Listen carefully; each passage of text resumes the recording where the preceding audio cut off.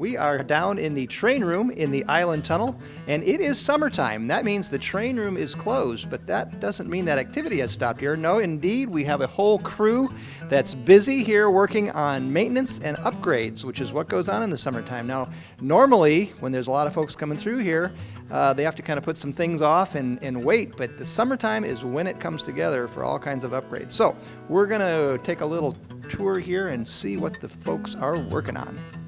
Well, Rick here is the electrical expert, and he's got a project here working on the innards of this whole thing. What you got going, Rick?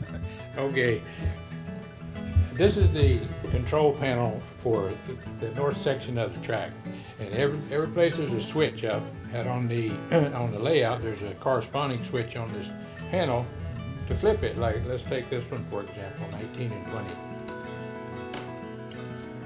There's an operator stands at this panel, one at that panel, and one at the other panel. So these are really in pretty poor condition over the 40 years that the place has been open. So what I did was actually strip this down to almost nothing. All of the lines coming from the switches, you can see back here, they're labeled 19, 20, 22, so on and so forth. Looks really great now. And it looks a lot better, doesn't it? That's a lot of hours that I'm looking at. A lot of hours, and all of the controls for the switches, of course, are on the panel, the front panel, and everything here was replaced. New switches, new LED indicators, new little relays that switch the lights. Now, how many switches, I mean, I'm talking about track switches, are there on the layout? Do you have any idea? On the entire layout, there's about 50. About 50, yeah. 50 switches. And if you get one wrong, then you have then you got a big train wreck. A big train wreck. But that was my project for this year. Well, it looks great. Boy, that's impressive. Thank you. Thank you.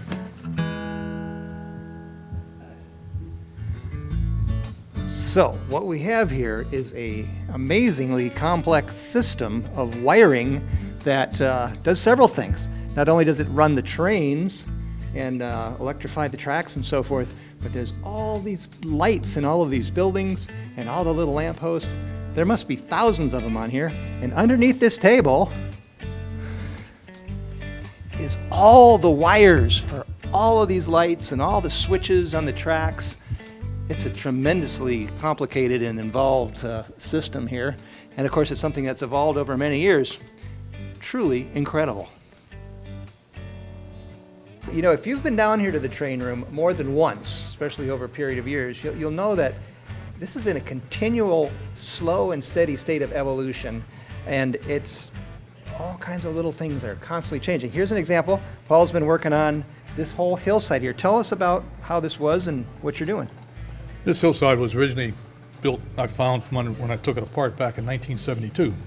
And they built it with the technology they used to make scenery back in 72, which was with some kind of a light plaster.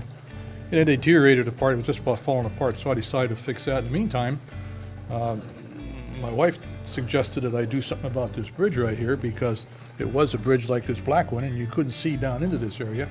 So we decided to kind of rebuild this whole area through here.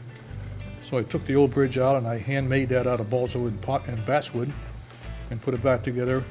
The house that was here, we're in the process of redetailing that and fixing that, and now we built it into a scene. But while we were doing that, I took this old hillside that was falling apart and deteriorated and completely tore it out. I found out that it had been built back in 1972 because the technology back then was to use newspaper in behind this to hold it up. And when I tore the deteriorated newspaper up, it was dated June 23rd, 1972. From what was called then the Fort Myers Nude Press because they didn't even recognize Cape Coral at that point. So anyway, I rebuilt this, and this is made out of plaster cloth, which is the same thing the doctor uses to fix your broken wrist, for instance.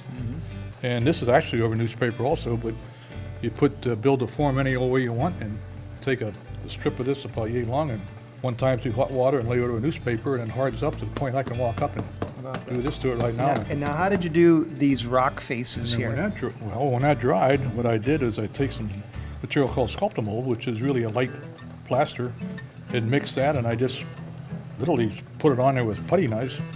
And while it dries, I take a knife and I carve the stones any old way. Carve the stones right in there. Just slice it, and it dries like that. And I took some paint yesterday and painted it just to as a first coat to get the gray I wanted for the rock, and we'll get some other colors on there, and then we'll go ahead and decorate this and make this into grass and trees and so forth. And So some of your trees you're working on are going to end up on this slope yes, here. it will. And that rock, even this close, it's amazingly realistic. It really is. It is. It does a nice job. Discovered this many years ago when I had my layout up north. I started using this material.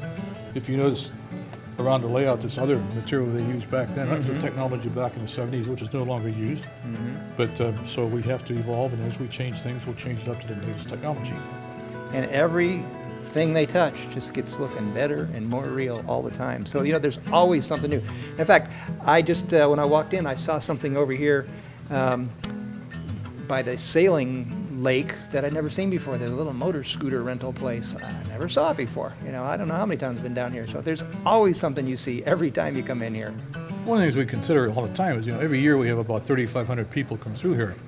This train layout has kind of become a word of mouth around Fort Myers when people are down here for the season. When neighbors talk to neighbors, and neighbors have friends down, or grandchildren down, and so forth, and have you taken them out to see the train layout at Shell Point?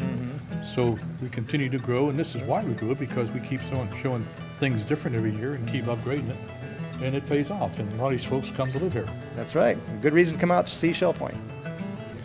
So your Gulf Coast Model Railroad crew is hard at work this summer, refurbing, rehabbing, making sure every train car is going to run smoothly, dependably, so that on Monday, October 5th, it's going to be ready for you again. So make a date on your calendar, and in the fall, come on out and see the new and improved Shell Point Train Room.